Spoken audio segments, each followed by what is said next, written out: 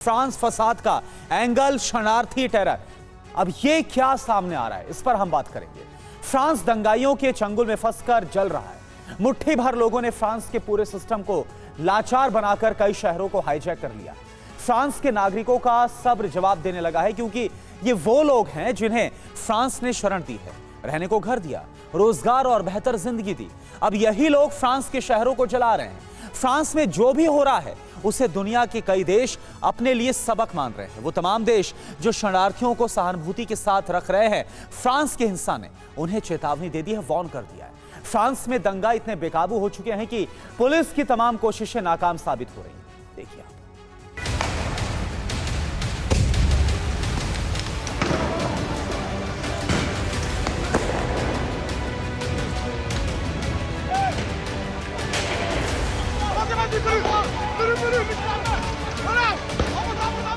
Hello doctor, Tanvi herbals app या website से आज ही फ्री चेकअप के लिए अपॉइंटमेंट लें। तन्वी डॉक्टर से फोन या व्हाट्सएप पर बात करें और रहें फिट एंड फाइन। आपका herbal specialist Tanvi herbal clinic. सब कुछ जलाकर राख कर देने पर आमदा भीड़,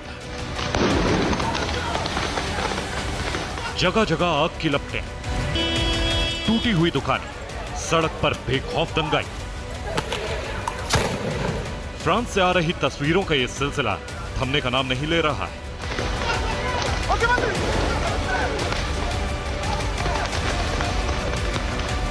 फ्रांस सरकार की लाचारी और पुलिस की बेबसी को देखकर अब दुनिया के कई देश हैरान हैं।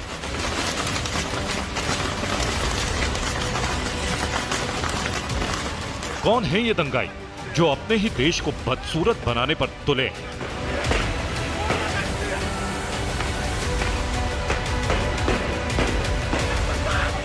अपनी खूबसूरती के लिए मशहूर पेरिस की इन तस्वीरों को देखकर दुनिया स्तब्ध है।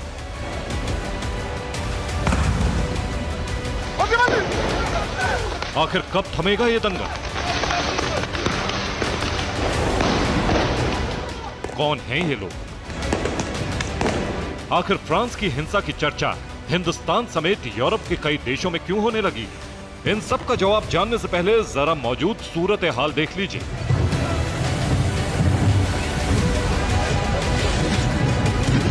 फ्रांस के मार्सेले की तस्वीरें देखिए। यह शहर पूरी तरह से दंगाइयों के कब्जे में है। दुकानें लूटी गई और फिर आग लगा दी गई।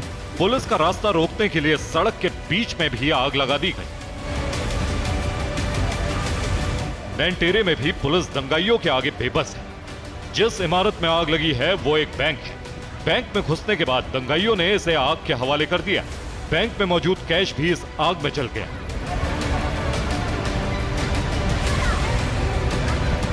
नैनटेरे की इस दुकान पर दंगाइयों का अटैक हुआ। पूरी दुकान लूट ली गई। कांच के दरवाजे को चकनाचूर कर दिया गया और फिर भीड़ वापस लौट गई। फ्रांस में दंगा फैलाने वाले इस कदर बेखौफ हैं कि वो लोगों को डराने के लिए सड़क पर हवाई फायरिंग कर रहे हैं। पुलिस से भी दंगाइयों ने बड़े पैमाने पर हथियार छीने।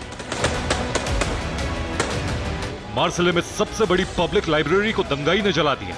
सोशल मीडिया पर लोगों ने इसकी निंदा की और इसे बड़ा नुकसान बताते हुए इन प्रदर्शनों पर गहरी चिंता जाहिर की। कई लोगों ने इसे देश की संस्कृति को खत्म करने वाला हमला बताया है।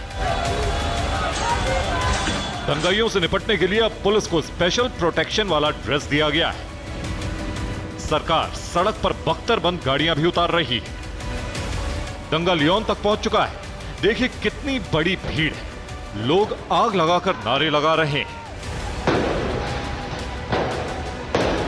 फ्रांस का नैंटेस भी दंगाइयों के कब्जे में है। दुकानें लूटी जा रही हैं। सड़क को बंद कर दिया गया है। दंगाइयों ने जगह जगह आग लगा दी है। पेरिस की खूबसूरती छिन चुकी है। सड़क के किनारे जली हुई गाड़ियों की कतार है। पेरिस में दंगाइयों ने कैसा तांडव मचाया है, इसका अंदाजा इन तस्वीरों से हो रहा है।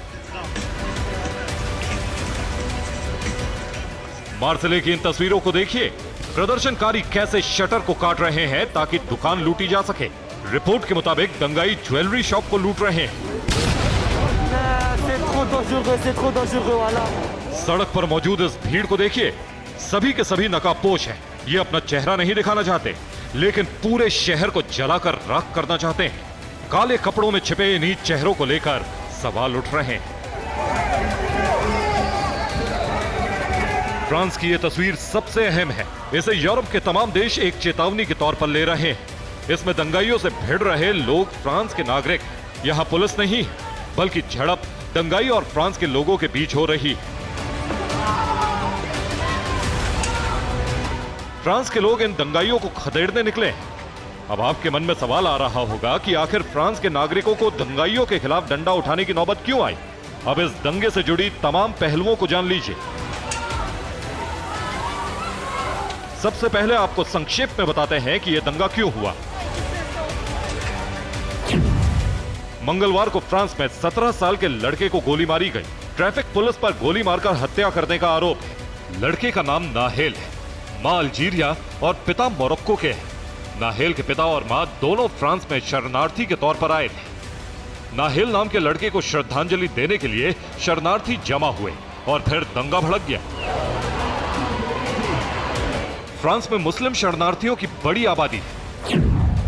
फ्रांस में करीब 10% मुस्लिम आबादी है, जिनमें ज्यादातर लोग अलग अलग देशों से शरणार्थी बनकर आए हैं। अब फ्रांस के लोगों में शरणार्थियों को लेकर गुस्सा है।